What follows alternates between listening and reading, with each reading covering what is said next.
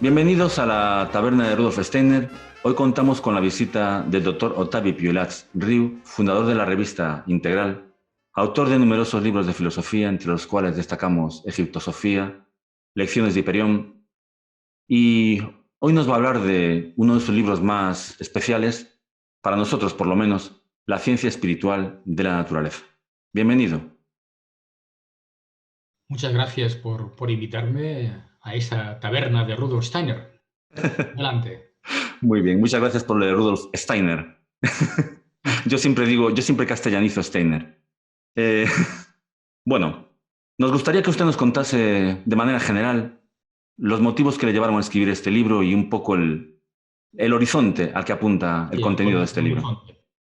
Claro, este ensayo, que es complejo, es un ensayo de 500, 400 y pico de páginas, es un intento yo creo que de las primeras veces, de entender y comprender la naturaleza no a través de los datos científicos clásicos, sino a través de los aspectos simbólicos, espirituales, artísticos, eh, que también emite la naturaleza. Desde la perspectiva del romanticismo diríamos que intento entender la naturaleza no como objeto, sino como sujeto. Trato de verla como algo vivo, algo palpitante, de forma de que pueda entender exactamente cuál es la interrelación entre el ser humano y la naturaleza. Esto me lleva claro, por ejemplo, esas meditaciones, de hecho, es algo opuesto a las meditaciones de Descartes, ¿no? El señor de las cartas, ¿no? Como decía Raymond Panikkar, siempre me acuerdo de Raymond Panikkar, cuando hablaba de Descartes, hablaba del señor de las cartas. Del que usted fue discípulo, por cierto. Y yo fui discípulo durante varios años. Sí. Entonces, es curioso que Descartes se enfoca siempre en las meditaciones, las 5 meditaciones, yo he puesto 6 meditaciones, desde la perspectiva un poco solipsista del sujeto, ¿no? Yo trato de hacer un poco la inversa de Descartes. Trato de mostrar básicamente la esencia del objeto. Un objeto que se convierte en sujeto. Por lo tanto, mi exposición siempre es una interrelación dialéctica entre ser humano o la criatura humana y el objeto natural. Esa es un poco la visión global, dijéramos, ¿no? De hecho, estas meditaciones también llevan el sello global de tratar de contestar a las famosas preguntas existenciales. Uh-huh. Yo tengo una teoría, que es que la religión es, de hecho, la comprensión de las grandes preguntas existenciales. La pregunta por la identidad, la pregunta por el destino personal, la pregunta por el sentido por la muerte y la pregunta por el mal. Estas preguntas existenciales son las que configuran lo religioso y lo espiritual. Y este ensayo trata de contestar, al final, trata de contestar esas preguntas precisamente gracias a esta excursión en la naturaleza. Uh-huh. Para definirle las meditaciones, puedo decir algo de cada una. Pues sí, por favor. Algo de cada una. Por ejemplo, la primera meditación ha tenido mucho éxito, inclusive mucha gente se la ha descargado aparte en Kindle y en PDFs. La primera meditación trata de explicar los 4 elementos. Yo hablo siempre de los 5 elementos, más el éter, como decía Steiner. Explicarlos desde una perspectiva, la que antes he mencionado, de la perspectiva del objeto vivo. En este caso, el agua no es H2O, sino que entran las ideas de Masaru Emoto y de la doctora Cicciolo, italiana investigadora en las grandes fuentes de Fátima y de Mondigiore, etc. Y trato de hacer un análisis de lo que es el agua desde la perspectiva filosófica y desde la perspectiva emocional y espiritual. Ajá. Eso es muy interesante porque nunca se ha hecho. Nunca se ha Uh-huh. hecho. Siempre partimos el agua, la entendemos siempre, que es insípida, indolora, insonora, H2O, tiene unos componentes fisioquímicos. No voy por aquí, ¿no? De hecho, usted dedica al agua un libro, La naturaleza oculta del mar, ¿verdad? Yo dedico al agua un libro, sí, sí. Básicamente el mar y a través del mar también los aspectos terapéuticas Ajá. del agua. Que también penetro en la terapia del agua, ¿no? La terapia fundada básicamente por Kneipp, ¿no? Uh-huh. el abate Knight en el siglo XIX, ¿no? Y por lo que usted dice, quien vivifica el objeto es el sujeto. La Sí, meditación del exactamente, sujeto sobre el objeto lo exactamente. vivifica. Pero hay también una parte en el objeto que está viva. Ajá. Cuidado. Esto sería la visión de que solo el sujeto vivifica el objeto, sería muy Fichte, muy, muy hegeliano. No es esto, no es esto. Es esto, pero no solo esto, ¿no? Ujú. Para aclararnos, ¿no? Porque, claro, partimos de la base de que el ser humano es al mismo tiempo sujeto y objeto. Nosotros somos naturaleza y ántropos al mismo tiempo, ¿no? En la segunda meditación penetra, me parece que para mí es la más interesante, penetra en las salidas del ser humano de la naturaleza, las salidas y los alejamientos. ¿Cómo se inició el extrañamiento del ser humano de la naturaleza? Aquí me veo obligado, naturalmente, no por datos científicos, sino por datos estrictamente filosóficos, históricos, emocionales y simbólicos a estudiarlo desde la perspectiva histórico-filosófica. Es decir, penetro en el Cámbrico, hago una reflexión sobre el Cámbrico, sobre todo partiendo de la tesis de las montañas de Ediacara, que es el gran motivo de discusión entre los biólogos hoy en día, ¿no? Es decir, cuando habla del inicio de la vida, no me remito a lo de siempre, a la Margulis, etcétera, y las ideas, las bacterias y los seres unifamiliares, unicelulares, no. Tomo otra vía, la vía de la reflexión sobre el Cámbrico y sobre Ediacara. Luego trato de explicar el Paleolítico, cómo salió el ser humano del Paleolítico hacia el Neolítico, y con esto hago un análisis de los mitos, especialmente el mito de la Edad de Oro, sobre este tema, ¿no? Y intento hacer una hipótesis sobre el origen del pensamiento cognitivo en el ser humano. Aquí hay una serie de digresiones y de tesis muy interesantes, a mi juicio, que explican los mitos. Porque el mito de la Edad de Oro es un mito que sorprendentemente se repite en todas las culturas. La tenemos en las culturas andinas, las culturas precolombinas, la tenemos en las culturas mesopotámicas, en las culturas hindúes, las culturas africanas, inclusive en tradiciones europeas, de tradiciones druídicas. Es decir, es un mito universal, un poco como el diluvio, ¿no? Pero más universal que el mito del diluvio universal. Ujú. Y a partir de aquí realizo esta propuesta, esta hipótesis del origen, siguiendo las ideas de Cassirer, el origen del pensamiento conciencial. Yo le hago distingo entre el pensamiento secuencial de las secuencias animal y el pensamiento conciencial del ser humano.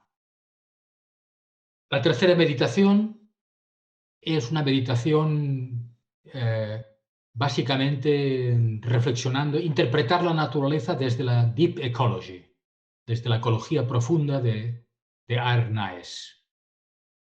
Utilizo para ello las ideas últimas básicamente de Marcuse y de la Escuela de Frankfurt, del último Adorno también, sobre las paradojas cognitivas que produce la ilustración y el maquinismo en el ser humano, que la realidad es mucho más difícil de entender en la sociedad industrial que en las sociedades antiguas, y sobre todo hago un análisis del espacio y del tiempo.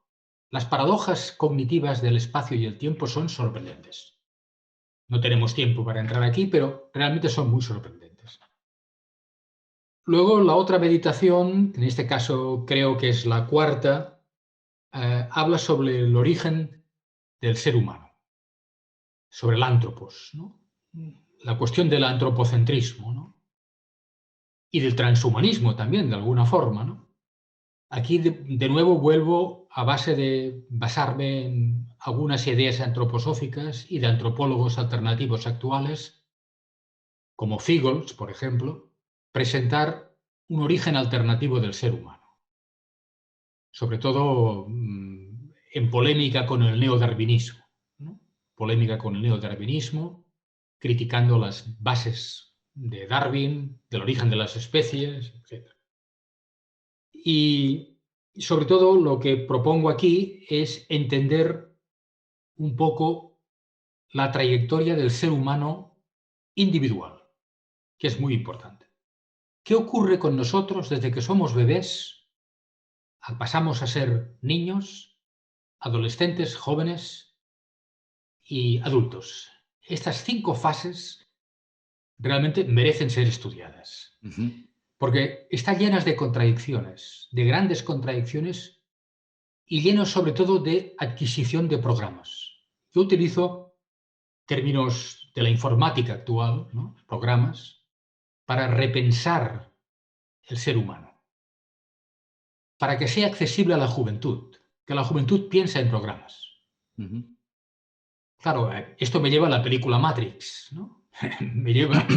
me lleva a explicar, evidentemente, de que tenemos 2 alternativas. Tomar una píldora de color o otra píldora de otro color si queremos investigar los programas. Si nos conformamos con el programa convencional, no pasará nada. Pero si engullimos la segunda píldora que nos abre la puerta a un universo diferente, seremos capaces de entender los diversos programas que tenemos. Los programas son automatismos, entonces, ¿no? Son automatismos, sí, sí. Son el programa familiar, el programa biológico, el programa astral, el programa del árbol biológico de relaciones humanas, el programa educativo, el programa ideológico, muy importante el programa ideológico. El ser humano, uno de los grandes peligros del ser humano y del joven es ser víctima de uno de los 5 o 6 grandes programas ideológicos que tenemos en Occidente. Socialismo, anarquismo, nacionalismo, pangermanismo, paneslavismo. El paneslavismo, Putin en esos momentos se está moviendo por el paneslavismo, por las sociedades secretas paneslavas que hay en Rusia, ¿no? Ese es otro de los aspectos curiosos de lo que está sucediendo, porque usted y yo estamos hablando en un momento en el que el señor Vladimir Putin está invadiendo Ucrania, sí. Ucrania, ¿no? Y eso quizá, pues las ideologías son de lo más pernicioso. Hablando de sociedades secretas, todavía no nos ha contestado, pero uno de los invitados que queríamos traer a esta taberna es a Alexander Dugin, el teórico de Eurasia. Sí. No nos ha contestado todavía. Todavía no ha dado una respuesta. No. Bien, la quinta meditación sería la meditación de por decirlo así, la técnica, ¿no?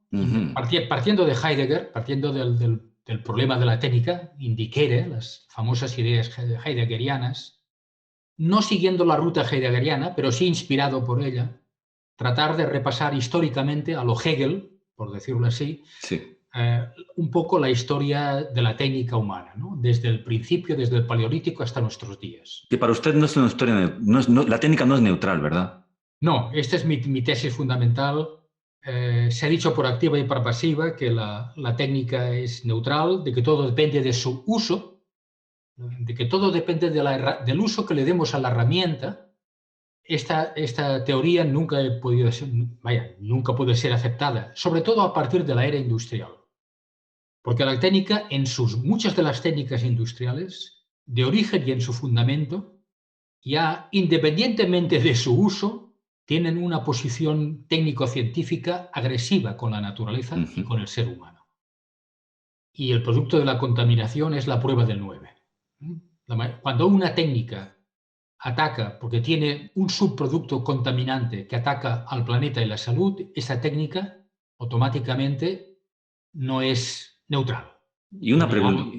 Tiene algo de origen que no es neutral. ¿Y esa edad de oro de la que usted habla es una edad donde no hay técnica? ¿Es posible convivir con la técnica de una manera natural? No, la técnica es positiva, la técnica es consustancial al ser humano. Y su uso también. El problema viene que en el siglo industrial, a finales del XIX, empieza una ambivalencia muy dura en el desarrollo industrial. Empieza el automatismo. Cuando tocas un botón, los cohetes ya han salido, ¿eh? Empieza el automatismo, empieza el gigantismo, la sofisticación. Hay técnicas actuales como la inteligencia artificial, la biotecnología y sobre todo la nuclear, en las cuales son técnicas que tienen lados muy oscuros y peligrosos. Por lo tanto, no, yo estoy a favor de la técnica, pero de una técnica dulce, palabras de Goethe, una técnica que no sea agresiva ni con el medio ambiente ni con la salud humana. Y existen, hay muchas técnicas que son aceptables, pero hay unas cuantas técnicas que, siguiendo la idea de Goethe, son fáusticas, ¿no? ¿A qué me refiero con la idea que son fáusticas? Pues son técnicas de que, recordando al maestro, ¿no? Al maestro de Weimar, ¿no? A Goethe, y a su obra El Fausto, Fausto hizo un pacto con fuerzas maléficas, con Mefistófeles, pero recibiendo algo a cambio. Él estaba eternamente joven y podía tontear con Margarita, etcétera, y disfrutar de la vida, ¿no? Y ir al Brocken y ver a las brujas y todo esto, ¿no? O sea, recibía algo a cambio. Pero lamentablemente, llega un día en que viene la catástrofe. Mefistófeles le pide el alma, ¿no? Pues hay determinadas, no todas, determinadas técnicas industriales y postindustriales que son como la tragedia del Fausto. Es decir, la energía nuclear nos puede dar energía, etc. Ahora la Comisión Europea está tratando de rescatar la energía nuclear. Pero llega un día en que hay otro Fukushima, otro Chernóbil, otro gran accidente, y ahí viene el drama, ¿no? Viene el drama de la salud, el ataque al planeta y el ataque al género humano. Son técnicas fáusticas aquellas de que, en última instancia, a pesar de los aspectos positivos, demandan tantas cosas negativas que, repito, no vale la pena desarrollarlas. Y eso es lo que sucede con el agente virus de Wuhan, ¿no? Sí. Es la discusión actual.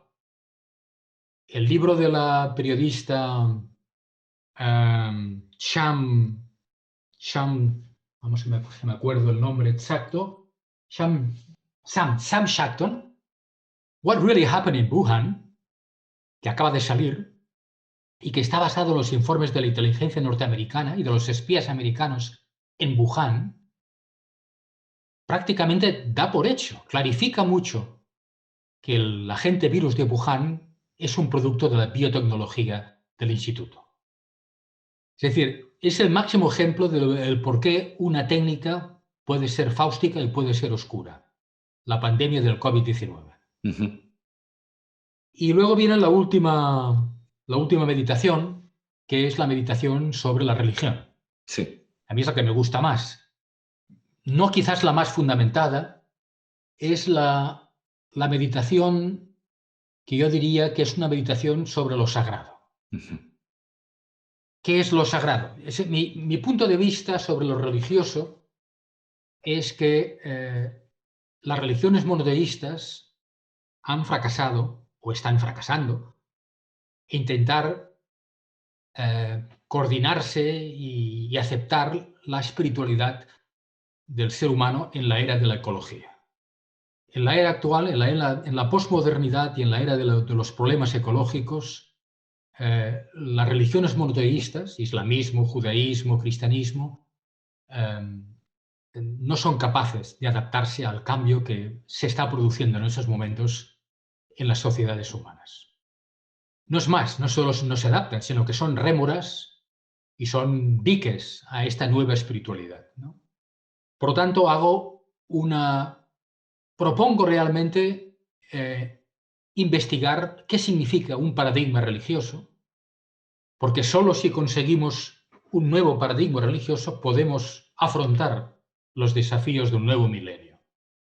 Y esta búsqueda de este nuevo paradigma religioso me lleva naturalmente a hacer un repaso de las antiguas religiones, porque claro, yo no acepto la teoría de Rudolf Otto, el gran teólogo cristiano, de que lo sagrado se limita, por decirlo así, a los textos de los grandes profetas axiales y sus grandes ideas.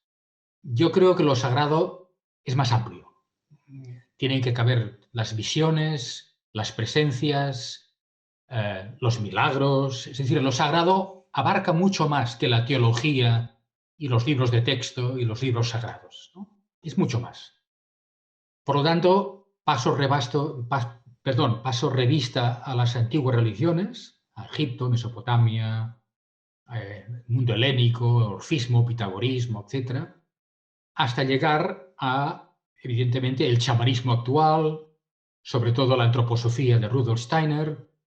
Trato de hacer un viaje por lo sagrado, un viaje por lo sagrado que nos lleva a desembocar en los movimientos esotéricos modernos también, el hermetismo, los rosacruces. Es decir, trato de intentar explicar con pocas palabras los núcleos fundamentales de las herejías esotéricas del cristianismo y de otras religiones. Sí.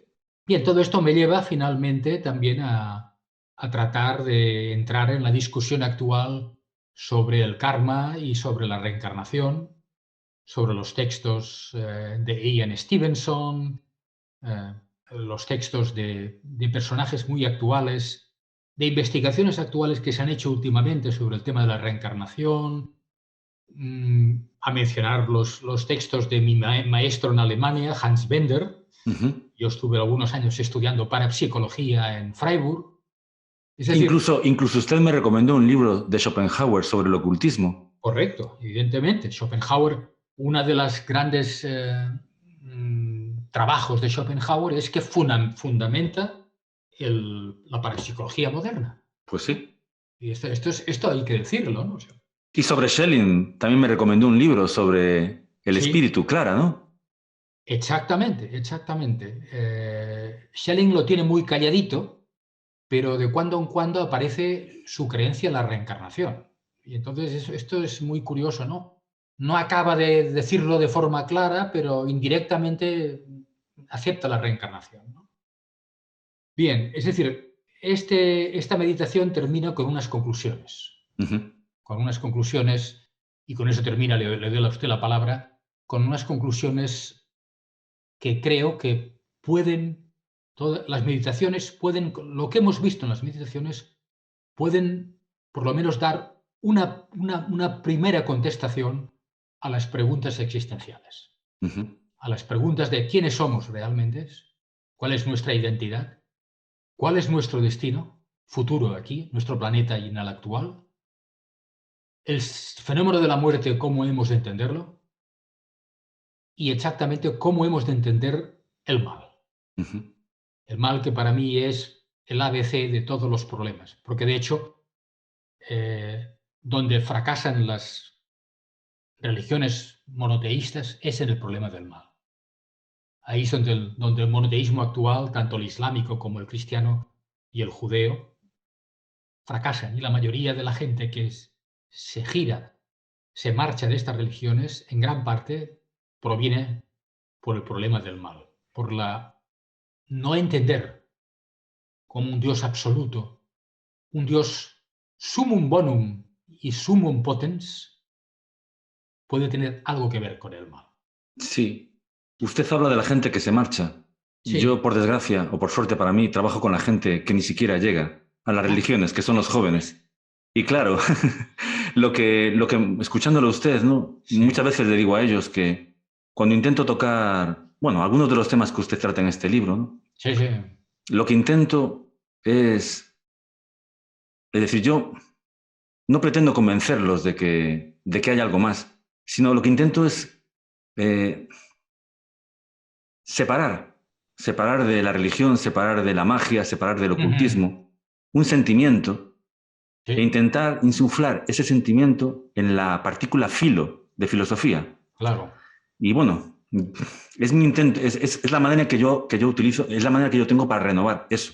Porque tampoco creo que podamos, como están haciendo las organizaciones rosacruces de hoy en día, no creo que podamos realmente entender lo que los antiguos decían cuando hablaban de cierto tipo de cosas como cuerpos etéricos o como... presencias. Sí.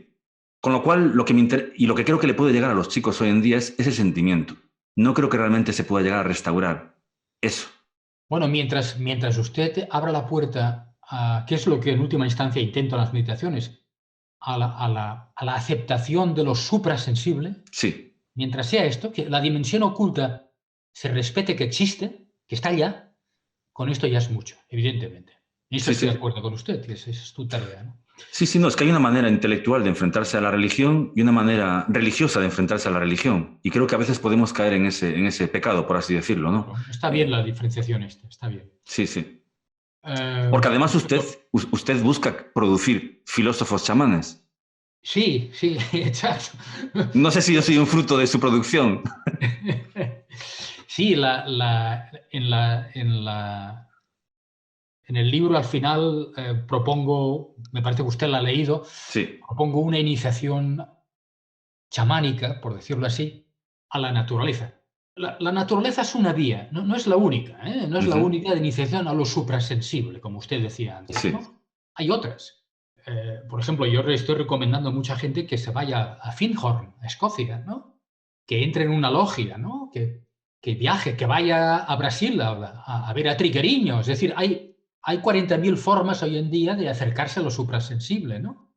Se puede acercarse de muchas maneras, ¿no? Pero una manera de acercarse es la manera de el retorno a la naturaleza, el ermitaño moderno, por decirlo así, ¿no? Y esa es una propuesta que yo hago, que sería muy largo ahora de explicar, ¿no? Pero, Pero pero el chamanismo sí que puedo explicarlo, no, ¿no? y además es una propuesta que usted no la propone de manera teórica. Usted realmente utiliza Montserrat como lugar de contemplación y de Cierto, guía. cierto, cierto, porque he pasado días y noches en Montserrat, en la selva, en la parte salvaje de Montserrat, y también he pasado días y noches en el Pirineo comprobando las teorías a las que yo propongo, dijéramos, ¿no? Sí, yo propongo una estancia en la naturaleza y una estancia de semanas, porque sin semanas es imposible. Propongo, en este caso, introduciendo al vegetarianismo natural del entorno. Propongo también perseguir una visión en la naturaleza determinada. Propongo abrir la puerta a lo suprasensible en la misma naturaleza. Propongo enfrentarse al guardián del umbral, que sucede de que no siempre el guardián del umbral tiene que ser una sensación, una aparición, sino a veces es un excursionista que aparece por ahí, que te rompe la paz, que te empieza a hablar de bocadillos y que te saca comida en lata y cosas de estas, ¿no? El guardián del umbral, Arimán, tiene muchas formas en la naturaleza, ¿no? Pero sí, propongo esto, y propongo también. Vamos a ver, el chamanismo, yo soy miembro de una, de una logia chamánica que tiene su sede en Múnich, que la dirige Paul Ukushi, que es un gran teórico del chamanismo, ¿no? Amigo personal de Harner, ¿no? De la senda del chamán, ¿no? Hombre, Michael Harner, amigo personal también de Carlos Amigo Castaneda. personal de Michael Harner, sí.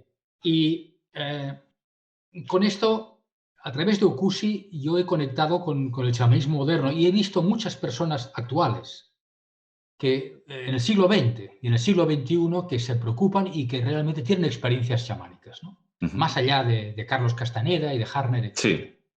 Por eso le comentaba el otro día el caso del chamán de finales del XIX y del XX, que es el chamán Boboca, ¿no?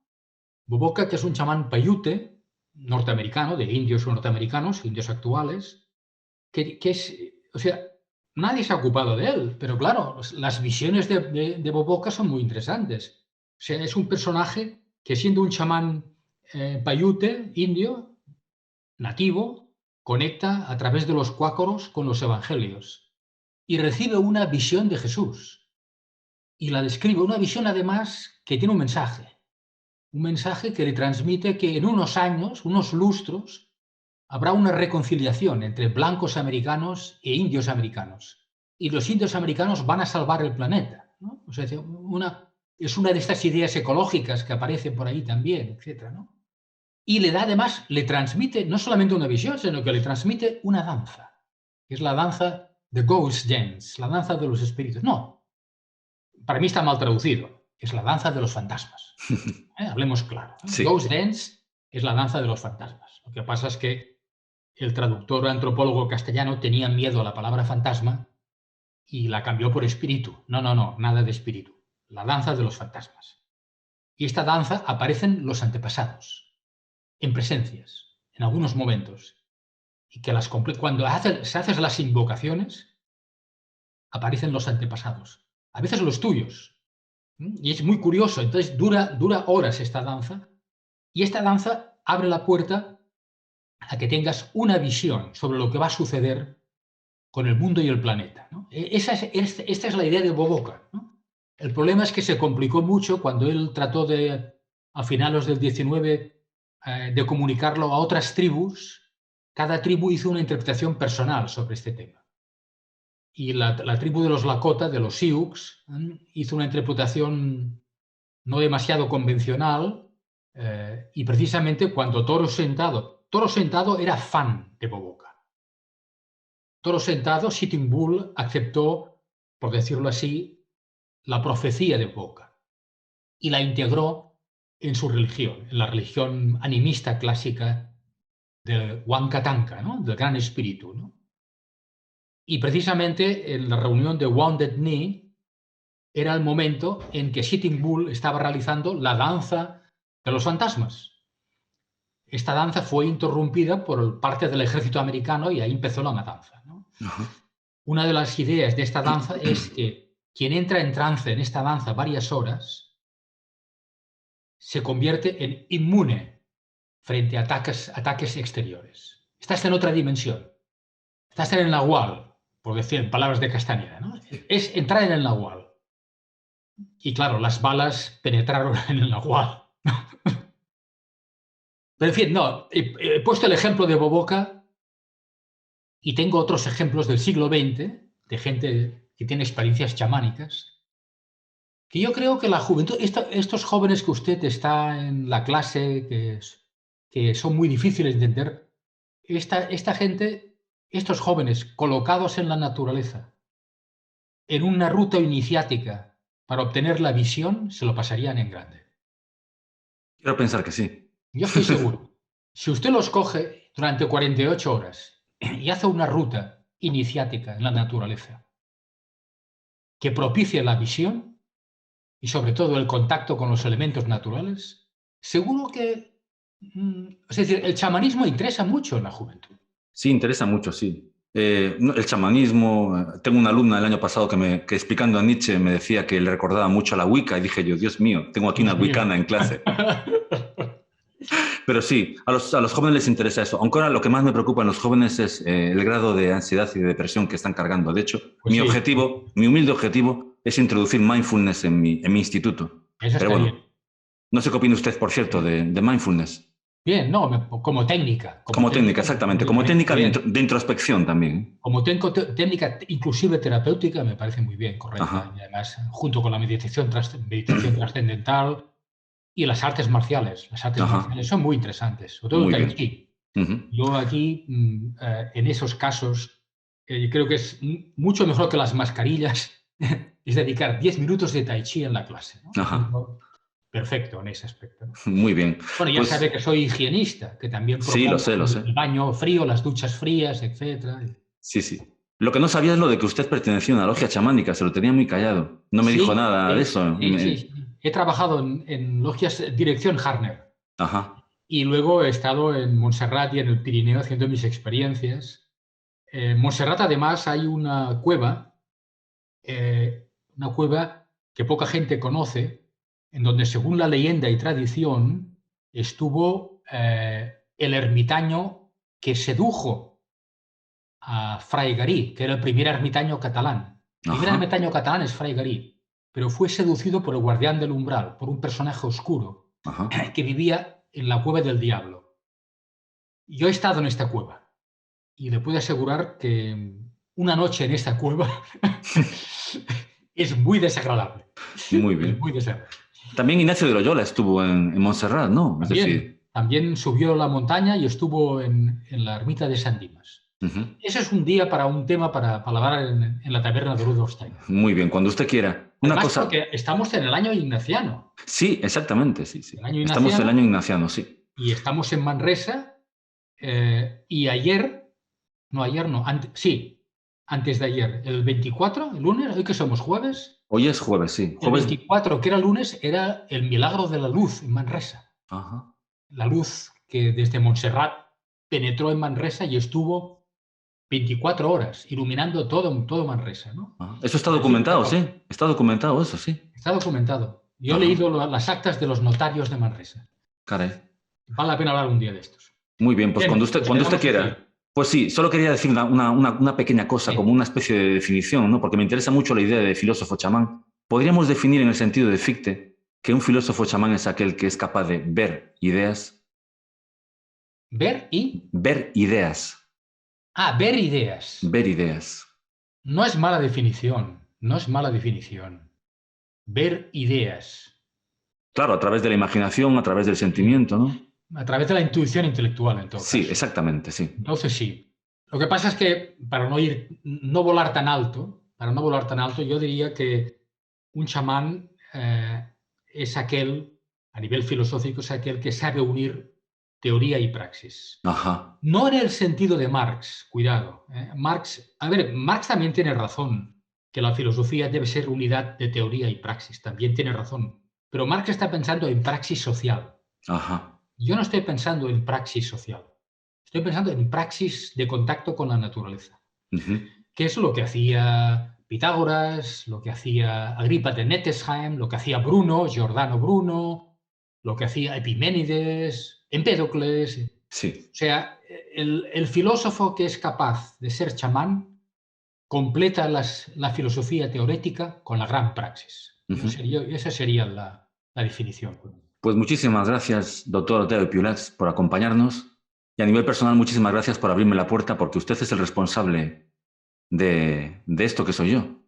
Sin usted... su tesis doctoral y de su tesis. Exactamente. No, por eso le digo. No sé si al final ha creado un golem difícil de controlar que acabará destruyendo eso que quería buscar en la tesis doctoral, en este caso la antroposofía. No lo sé. Yo creo que no. Yo creo que no, porque yo creo que junto con la antroposofía lo más valioso es que usted ha abierto la puerta al idealismo alemán y ha abierto la puerta a la ciencia goetheniana, ¿no? Una de las cosas que no he dicho y que ahora me viene el momento es de que, naturalmente, que aparte de la filosofía utilizo Goethes Weltanschauung, la ciencia goetheniana, para entender la naturaleza. Y creo que este es el mayor legado que usted ha sacado de la tesis. Y que hubiera sido imposible sin que usted me lo dijera, de verdad. Yo creo que he sido el inductor, por decirlo. Pero usted lo ha completado. Muy bien. Muchísimas gracias, Otavio Piulats. Muchísimas gracias. A todos. Mucha salud. Igualmente, y recuerdos a Galicia. Recuerdos a Montserrat y a Cataluña. De parte suya. Gracias. Maestro, suerte. Hasta pronto.